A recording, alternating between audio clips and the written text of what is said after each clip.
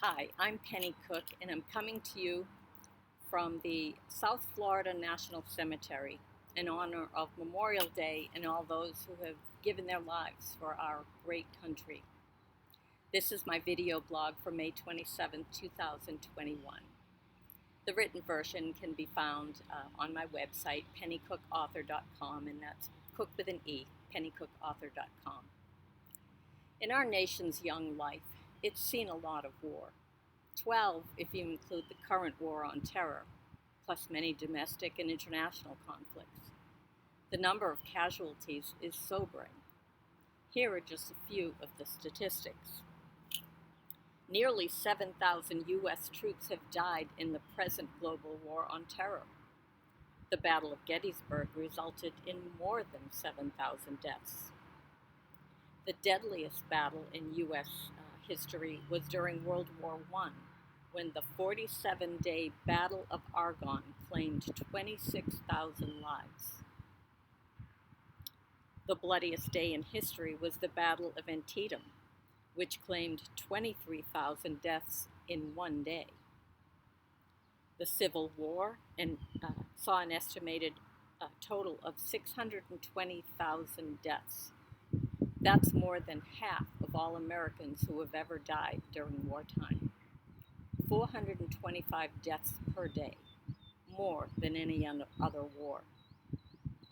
The total of all Americans killed in U.S. Wars is approximately 1.2 million.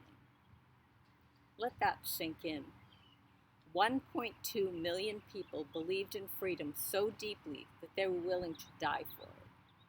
They didn't die for their own freedom. They died for something they weren't even going to be around to enjoy. They died for our freedom, yours, mine, our children and grandchildren. How remarkable is that? I can't help but wonder this Memorial Day. Did they die in vain?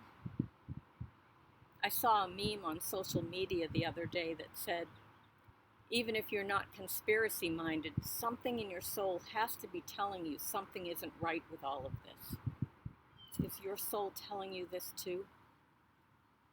What do you imagine those who died for this country would think if they could see our country and world today? Perhaps if they could tell us anything, they'd admonish us to not only remember their pain and sacrifice for the freedoms we enjoy, but to stand for them today at any cost. I imagine that they would advise us to re-embrace the fundamental biblical principles our nation was founded on that so blessed it, and not to suppress or neglect them.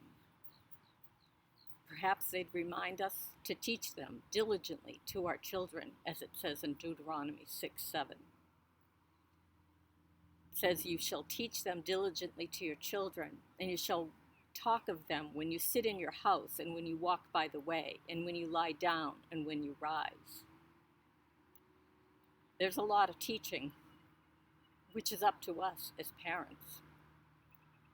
Likely they'd counsel us to pray fervently for our country and its leaders, as it says in 1 Timothy 2.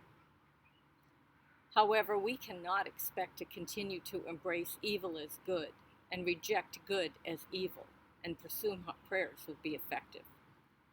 Psalm 66:18 says, if I cherished sin in my heart, the Lord would not have listened. Fortunately, in the psalmist's case, the Lord did listen. He went on to say, but truly the Lord has listened. He has attended to the voice of my prayer.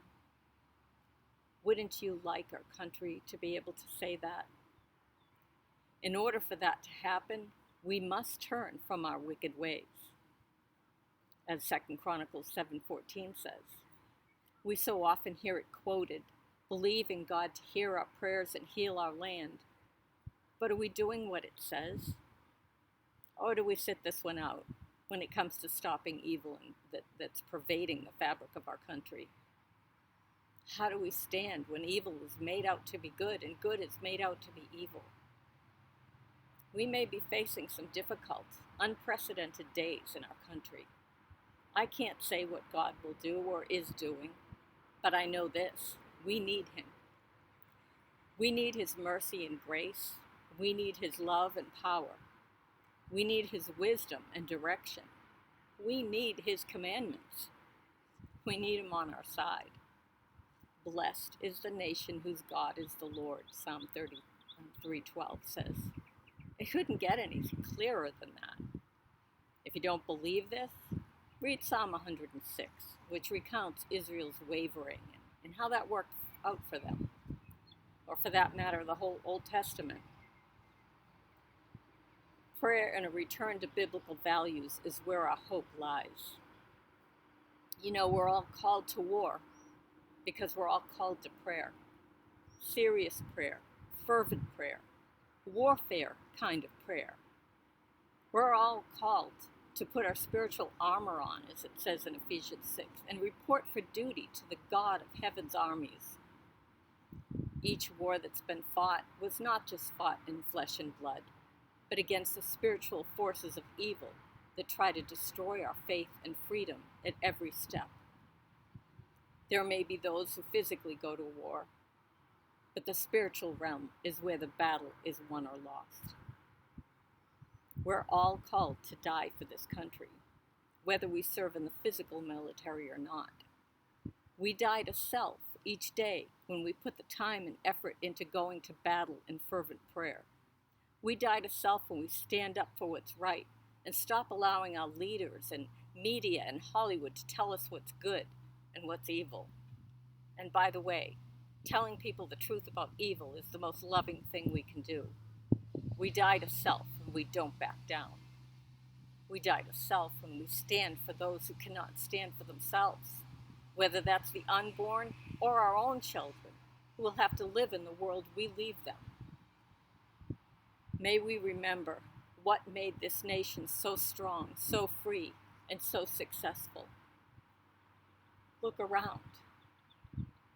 May we once again embrace the biblical values that blessed our country. And may we continue to stand for those values.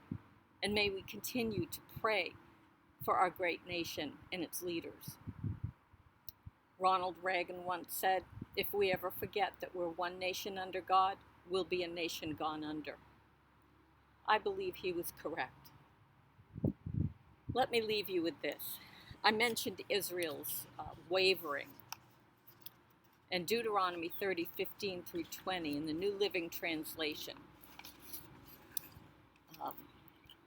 God told the Israelites, and it's true for us today as well, and I've shortened it just a bit.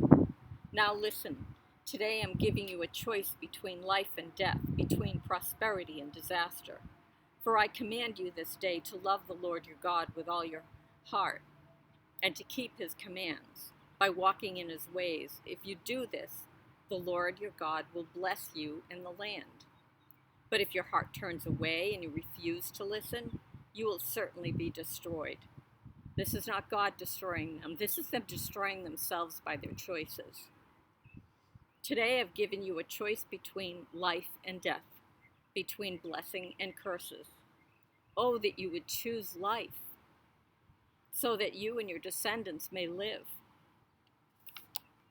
You can make this choice by loving the Lord your God, obeying him, and committing yourself firmly to him.